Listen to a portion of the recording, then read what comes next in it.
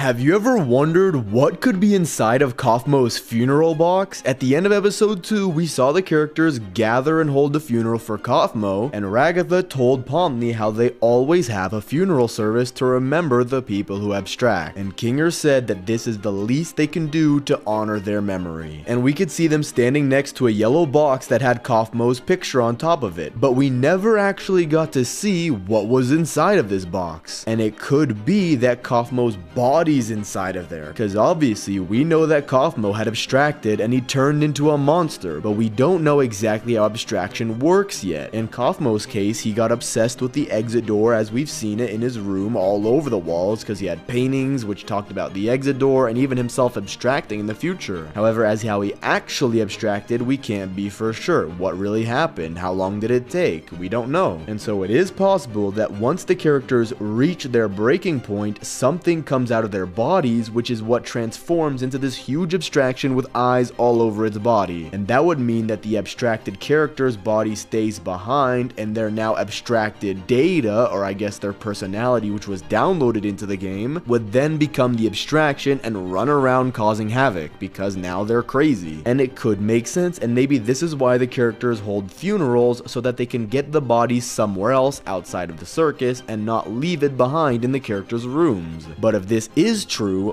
where was Kaufmo's body? Because we did see his room in episode 1 and we only saw his abstracted version there. So it's possible his clown body could have been hidden in the room somewhere, like under the bed, but maybe it wouldn't fit under there. I'm not 100% sure. Or maybe it's possible, since the abstractions like to destroy things, the abstraction, aka Kaufmo's data, took his body and threw it around the room, and it probably landed somewhere that you can't see, which is why the abstraction stopped hitting it. Or it could be that Kane knew Kaufmo abstracted, so Kane took the body somewhere else. For example, when Kane says, "Kaufmo abstracted, why didn't anybody tell me?" You can literally see the sarcasm in his voice, and it means that he could probably know that Kaufmo abstracted, and so he could have teleported Kaufmo's body away. Which would also mean that Kane does know about the abstracted characters, and he takes care of their bodies every single time, but maybe just leaves the abstracted versions behind so the circus members could find them. But this would be pretty cruel, as we know that Ragatha was in a ton of pain. But this also makes me think, what would happen if someone abstracted while around other people? Imagine if someone broke while being around the group of circus members and they just go crazy and abstract. Do they then just start trying to destroy everything and make everyone else abstract, and Kane won't be able to find them? Or what if they abstract on an adventure? What happens then? Kane's not there to supervise. I have no idea how this works, but I'm assuming we'll learn more in the next episodes, and I'm really excited to see how abstraction actually works. However, we know that it was Zubul who prepared everything for the funeral, so if Kaufmo really had his clown body, it would mean that Zubul got the body into the funeral box all by herself, dragged it down from the dorm hall all the way down the stairs, so I don't really see this happening, to be honest. Instead, what I really think is that in the box is Kaufmo's belongings. I think that Zubul actually went into Kaufmo's room while the others were in the Candy Carrier adventure, and she went through his stuff and gathered his favorite personal items, and they put those items into the box, making it more personalized. And we could actually see in Kaufmo's room that he had some toys thrown around and also a music box. So I'm guessing that maybe Kaufmo loved music, and this is something that represents his personality, which would be fitting to put in his memorial funeral box. And honestly, I hope we do learn about Kaufmo in these next episodes, what he was like, just with a small flashback. The characters could even just mention what Kaufmo was like. I need to know. And so, would he be able to actually put pieces together and figure out how he abstracted? Because Gooseworks did say that originally she wanted Kaufmo to be part of the main cast, so I'm guessing that she had already written his parts for some of the episodes, and so it would make sense if they shared some of it through a flashback episode. And I think it's actually possible that we'll see an episode throughout the season which focuses around Kaufmo, because there are going to be 9 episodes where each of them focuses around 1 or 2 circus members. Like episode 1 was the introduction of Pomni and learning about all the characters, then episode 2 was Gummigoo and Pomni, and we also know that episode 3 is going to be about Zubul and someone else. So maybe let's assume it's going to be Gangle with Zubul, then episode 4 is Jax, episode 5 is Kinger, 6 is Ragatha, 7 could be Kaufmo, 8 could be Pomni, and the last one will focus on everyone. Because if it's not going to be Kaufmo that we're focusing on, who else would we focus on?